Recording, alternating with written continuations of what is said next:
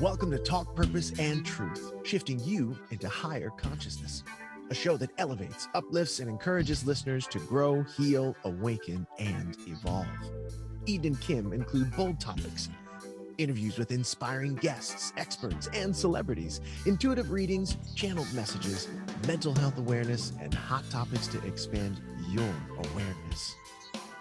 Tune in for unprecedented truth, authenticity, on-purpose discussions, and magical moments. It's Kim and Eden. Hi, Eden. Hi, Kim, and hi, everybody. Thanks for being here, listening. So before we start, I want to do an announcement. A friend, dear friend, and a guest we had on a couple of years ago, Jamie Goldman Marseille. You can find her episode if you scroll back a couple of years. She passed away about a week ago, and she had been battling cancer and finally lost her battle. She was doing really well for a long time, and then it just became too much for her. And so I feel really sad, and she left behind her kids in high school and an amazing husband and just a lot of people that loved her. And I know that, she left such an amazing legacy. You'll hear when you go back to her episode, but basically she survived a car accident when she was young, and I think she was 19, and lost her legs and ended up having prosthetic legs and competing in huge marathons and winning awards and being on ESPN and being a speaker and an author and doing such amazing work in the world. She was a teacher and just having a nonprofit and helping people with cancer before she even had cancer, just all kinds of stuff. While she had cancer, she was still running her nonprofit.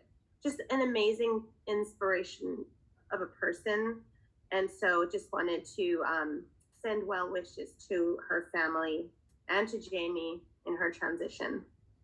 Yeah, and I think I'm sure she did a lot of interviews, but it's kind of now even more of a privilege to have had her as a guest on our show. We will always have that to go back and listen to. Yeah. And she was also a friend to you, right? Yeah. She went to my last book launch and some of my workshops, and we would be in touch. She's one of my dear friend Kim's best friends, and so that's how I met her. Well, sending condolences to her family. Yeah. Okay. Well, today, Kim and I decided that we're going to get raw and real. And we're going to share things about ourselves and just have a discussion that I think everybody will be able to relate to. Yeah, and Eden was channeling one time when we were on a phone call maybe 2 weeks ago, and we were getting messages that, the new rebirth of our show for 2022 and on is getting even more raw and real and in our truth, and getting like that with guests and asking them deeper questions and things like that, kind of being outside the box and not worrying what anyone thinks and things like that, which I think we're pretty good at anyway, but even better, even messier. Yeah, even more imperfect, right? Yeah, I was just gonna say, the word imperfect applies here, definitely, because we're human and we're messy, just like everybody else.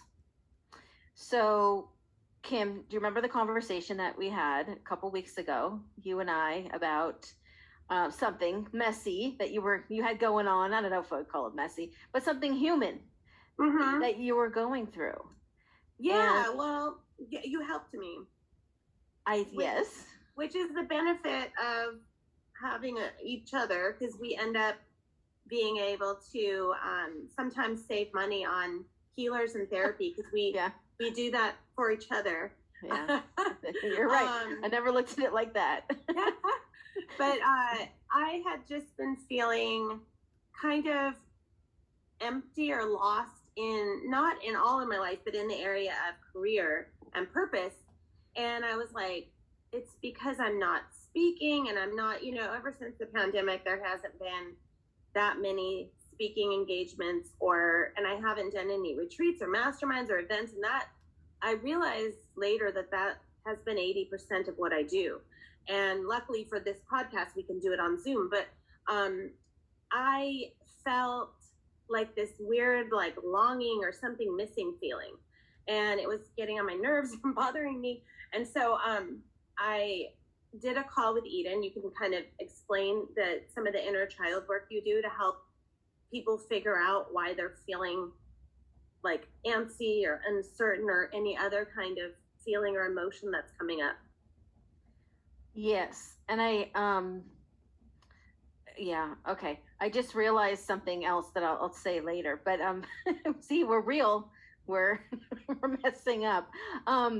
So inner child stuff, what I did on the phone with Kim, for example, yeah, she was going through like this period of, there was part of her feeling like something was missing and that she was looking for validation somewhere. Our validation is always going to come from within, but even though we do things like does things like speaking, and she feels very fulfilled by that, there's still like that component of, if there's anything that happened as a child that made us feel unworthy or not good enough, then we could be bringing part of that to the things that we do in our career. So it's important to go back and heal those things so that we are doing it for the right reasons, that everything that we're doing is aligned with our truth.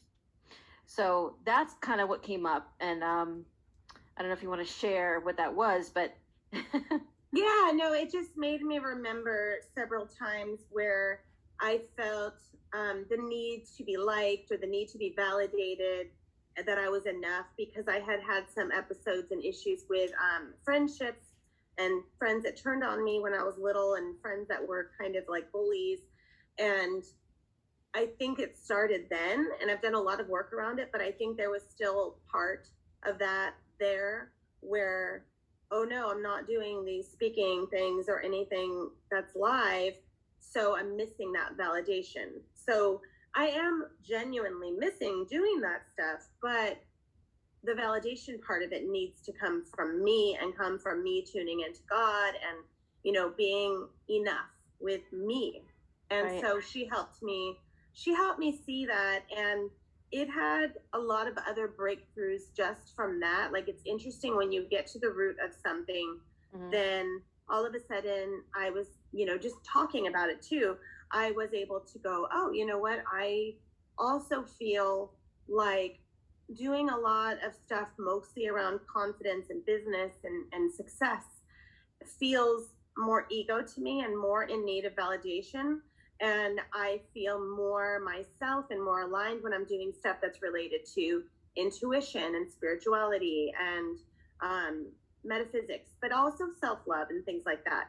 And so it made me realize I needed to shift my brand a little bit, just by adding in some things like intuitive healer and spiritual mentor and different things like that into the wording of what I do, and just own that even more than I have been.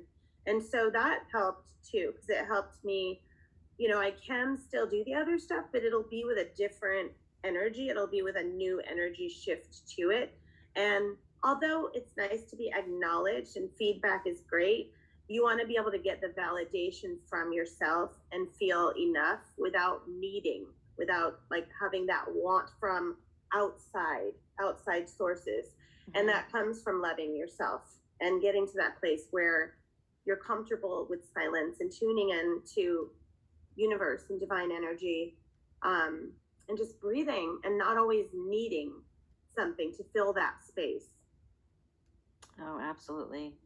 I can think of so many different examples of that.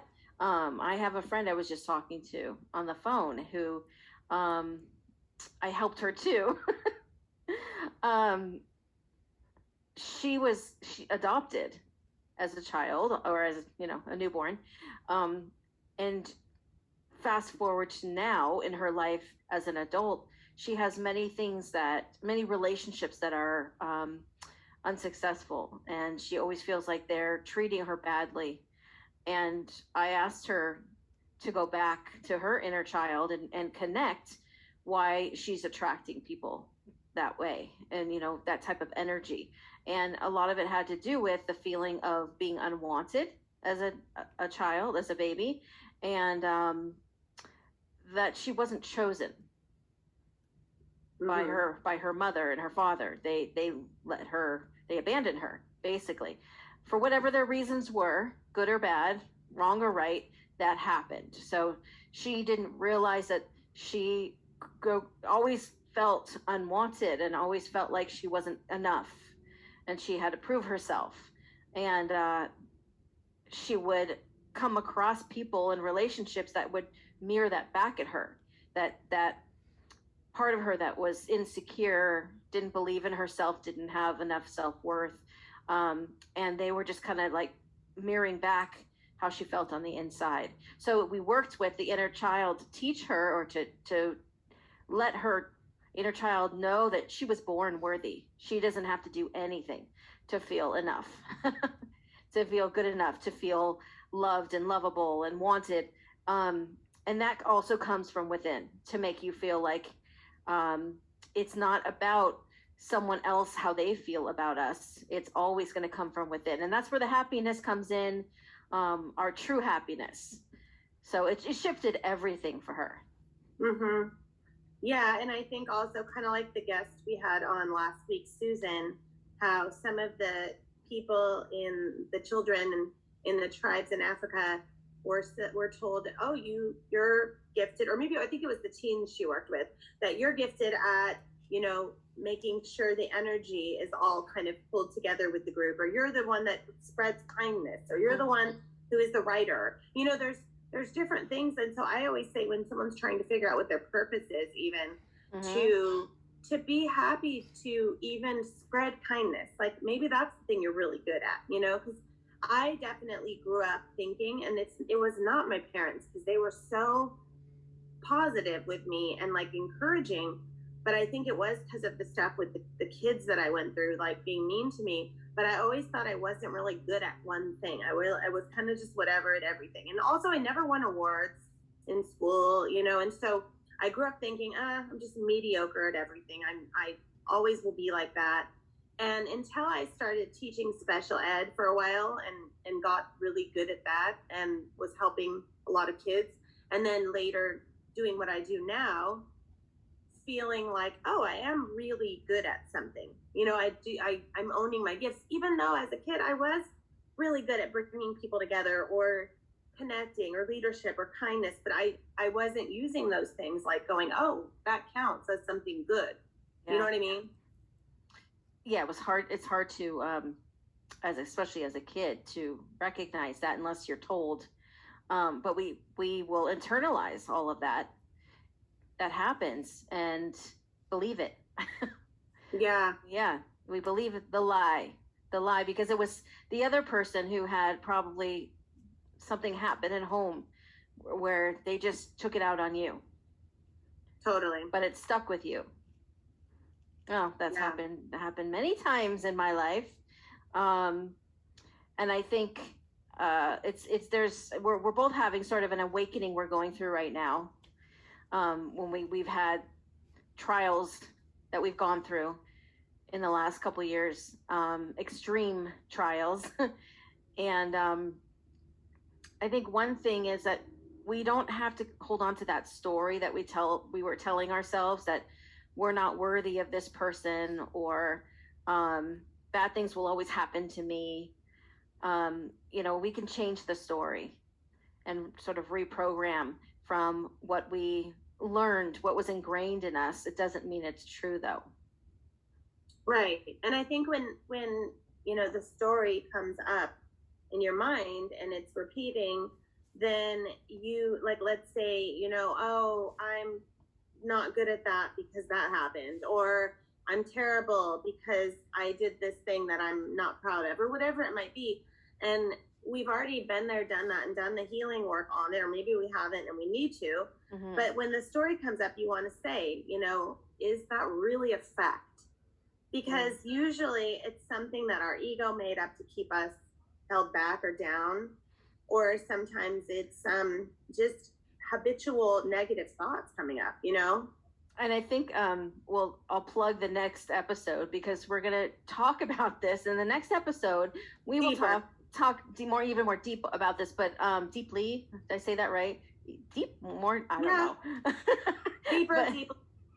yeah, so we will kind of talk about how we have so many negative thoughts or the limiting beliefs, and what we could do with that, how to shift out of that.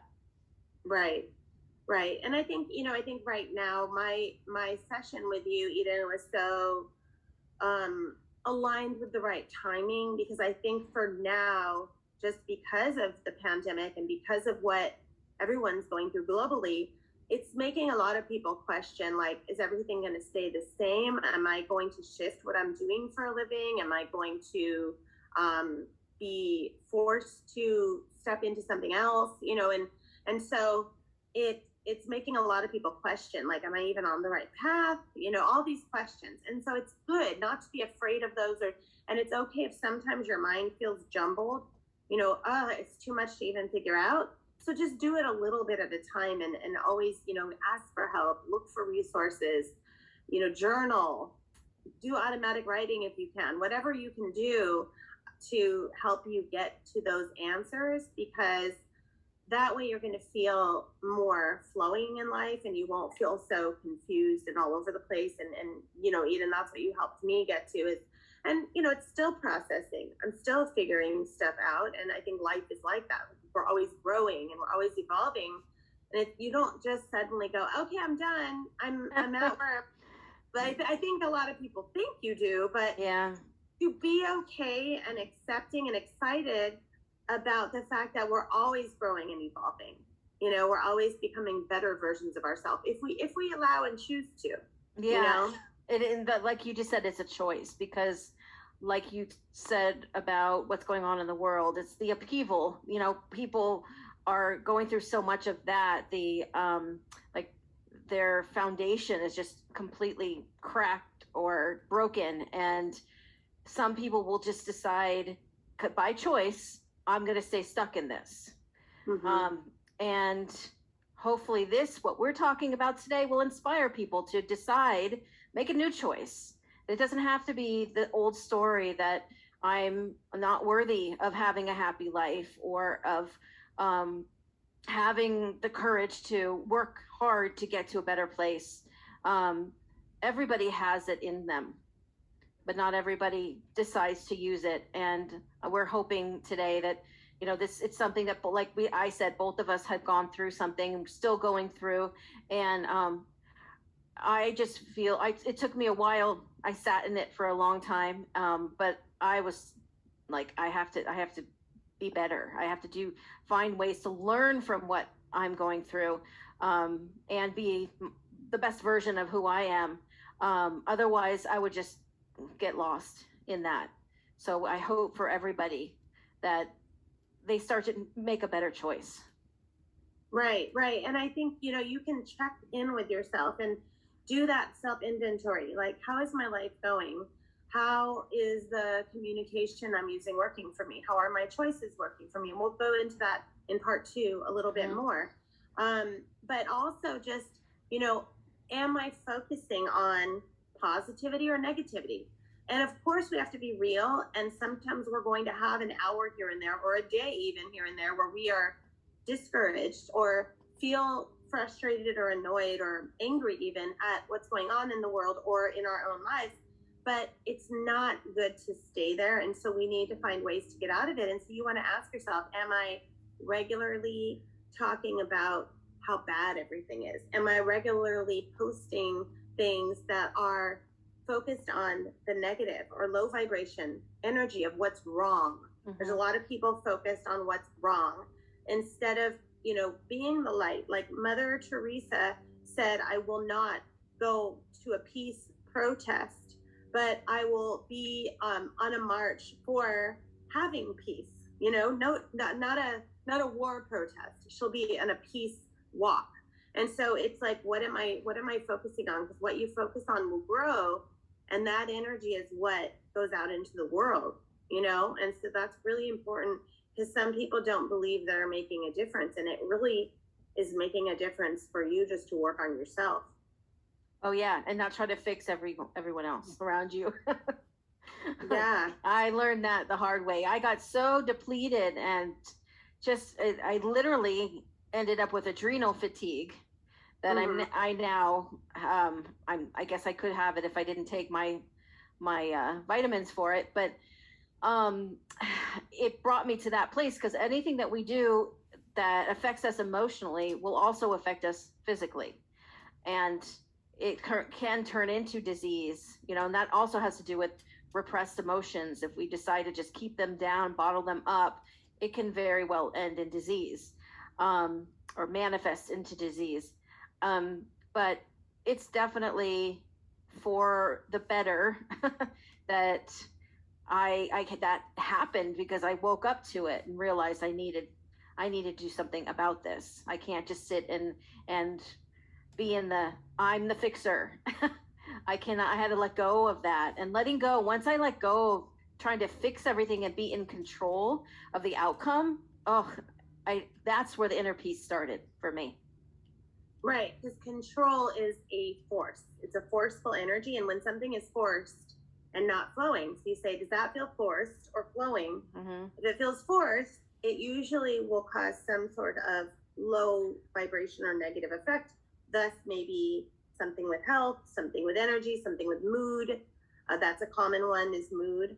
And so you can ask yourself, do most of my days feel flowing or forced, or low or high vibration? And if it is forced or low, start to dissect it and go, wait, what is causing this? What is it? Is it something that needs to change? Am I paying too much attention to emotions that are coming up and owning them, like what Susan talked about? Like, okay, emotions are going to come up, and sometimes it's a reason to pay attention so that you can heal them. But a lot of times it's just stuff you're triggered by, and you have to observe them, kind of figure out why they're happening, and then let them go instead of staying in them all day long. Well, then that's also about owning that you have a part in the situation that's going wrong. You take responsibility for what you're bringing to it, but a lot of times people will look for who to blame or someone to blame, and that's the fixing. Like, oh, I got to fix this person, and then everything will be okay. So it's still like not taking responsibility or being accountable for yourself. It always goes back to self. Right. But it's not selfish to do that. It's a paradox. Well, yeah. On a lighter note, I know that you were talking to me about some serendipitous stuff that happened with Missy the other day, and I've had a lot of that lately. And serendipity and signs can happen quite often when you're on the path of, being intuitive, or deciding that you want to tune into your more spiritual side or your sixth sense, getting rid of ego as much as possible. You'll get more and more of that, serendipity, synchronicity, signs. They all start with S's. Spirituality. But the one that you told me about the other day, it made me think of something I had that matched it. So I wanted to share that. But tell me again what it was with Missy. So that Thank you for listening to Talk Purpose and Truth podcast. Find out more at talkpurposeandtruth.com. And follow us at Talk Purpose Truth on Instagram and Facebook.